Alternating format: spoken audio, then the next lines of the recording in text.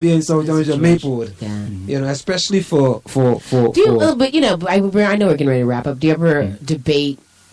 I mean, suburban, like Milburn, and do you involve those types? Or well, we extend Madison. Or? We extend the invitation to them, but a lot of them have not been able to respond for one reason or another.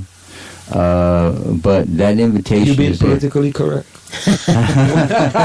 Play talk, bad manners.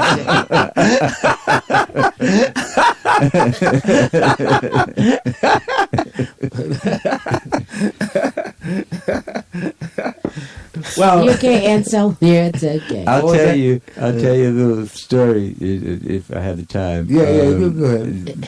I was talking to a particular editor of one of the newspapers, and this was about 3-4 years ago, and I told him, you know, we're going to be doing the debates as opposed to public speaking.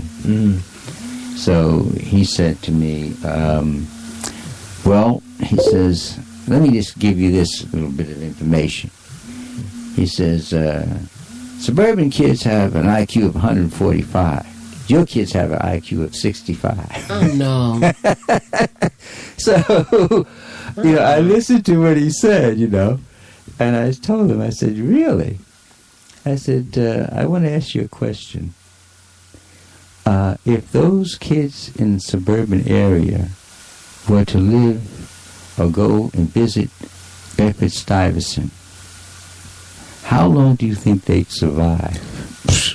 The Bedford-Stuyvesant of today, they'd buy the brownstones and move in. So. I can answer that question quickly, very quickly, less than a second. Exactly. It'd be like, Dad, can we get out of here? And then I mean, you're absolutely correct. Absolutely correct. And that's why, you know, I mean, my kids grow up in South Orange and Maplewood, but I take them into Brooklyn. Yeah. You know, you got to have that experience. Experience, right. You know, because if you don't have that experience, it's like when you go away to college. If you have never left, some people have never really left the confines of this beautiful, diverse community. You know, you want to walk to the village. 30 blocks here. Yeah, you want to walk to the village. Like in blocks. this community, they talk about walking to the village, and my son will be like, Dad, can you drop me in the village? I said, drop you? You going? That's just right down the hill. You going right 2 blocks. He said, you want me to give you a ride to the village? I said, are you serious? He said, yeah, Dad. I said, no, you're not serious. I said, Dad, what do you mean? I said, look, if you want to go to the village, cross the street. I'll make sure you cross that street right there, and you can walk down that 2 blocks down that road to the village. All right, and when you coming back, just call me and tell me, Dad, I'm on my way back. I'll come and I'll stand on top of the hill,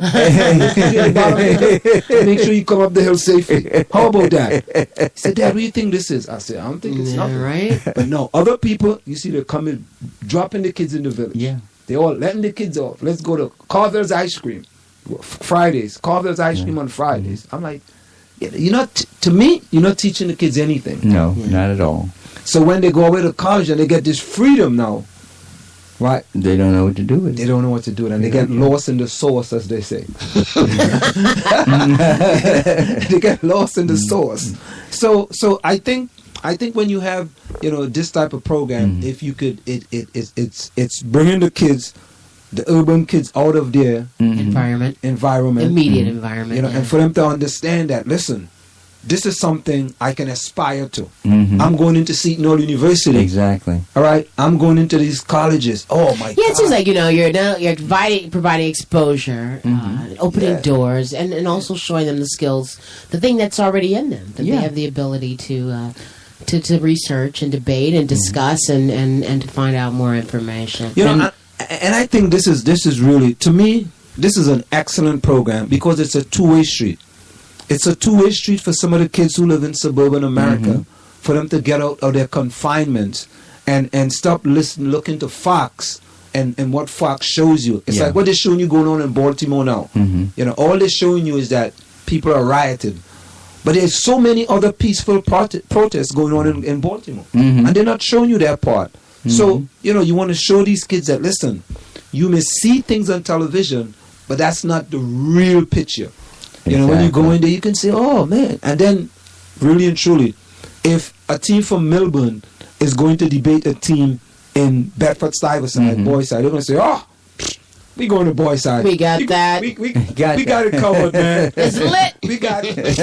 We're going to blow them apart. You know, because we going to urban, right? You know, it always bothers me while they put a sub in front of urban. All right, Anselm.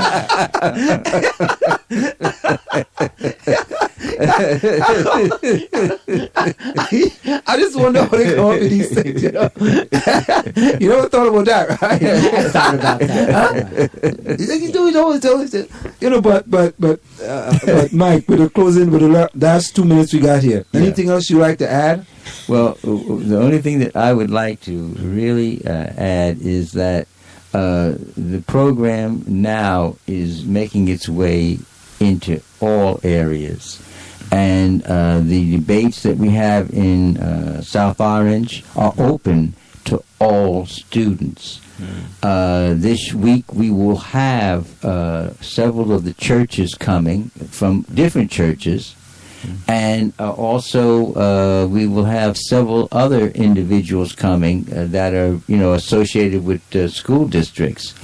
So, our objective is very simple. We want to take our kids, make them first-class candidates for college. To when they go into a college, we don't want them to go in with the idea that they're going to have to be nurtured beyond the norm. We want our kids to be able to stand and be able to go toe-to-toe with any youth that are in those schools and be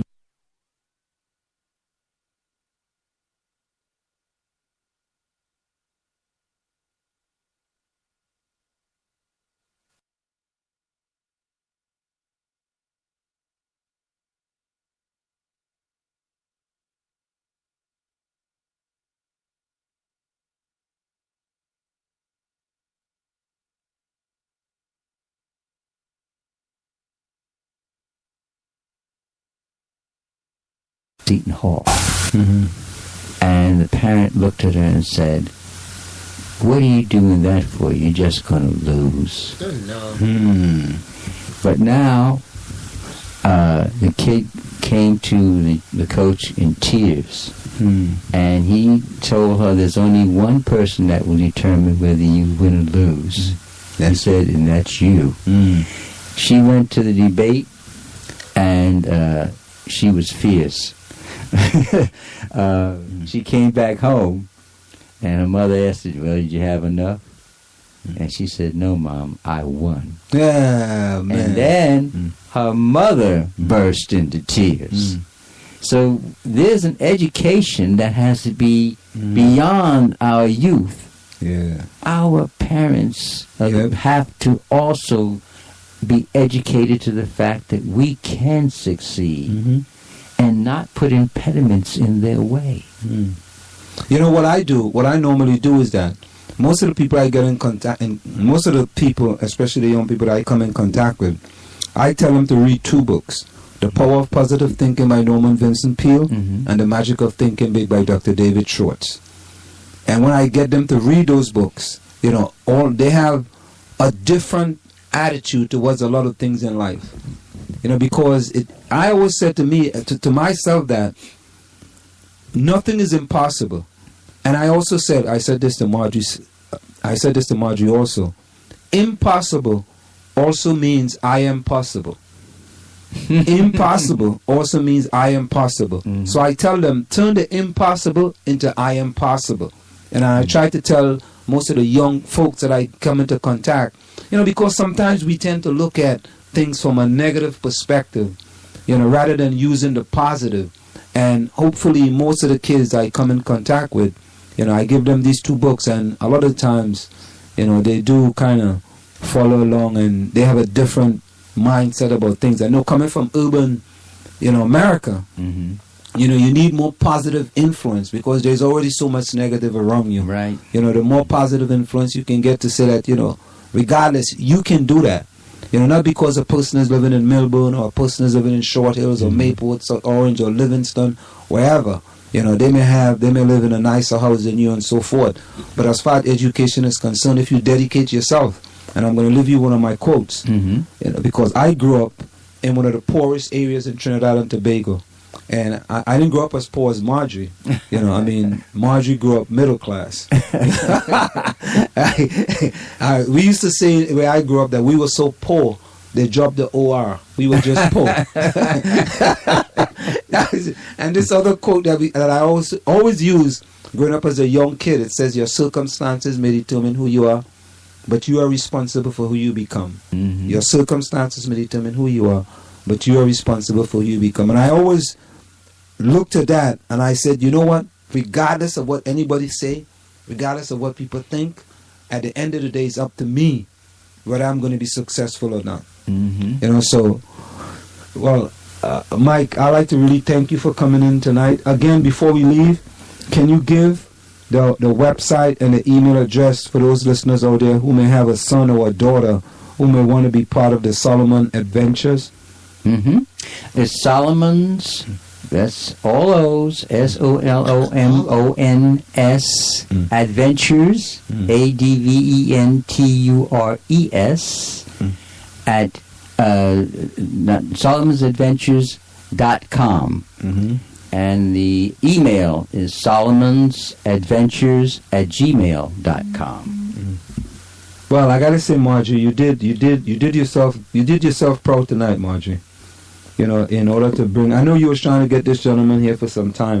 Actually, this is through a dear friend of mine, Kevin, his neighbor, who insisted on this. And you're gonna have to meet Kevin. I'm sure he's got a lot to say.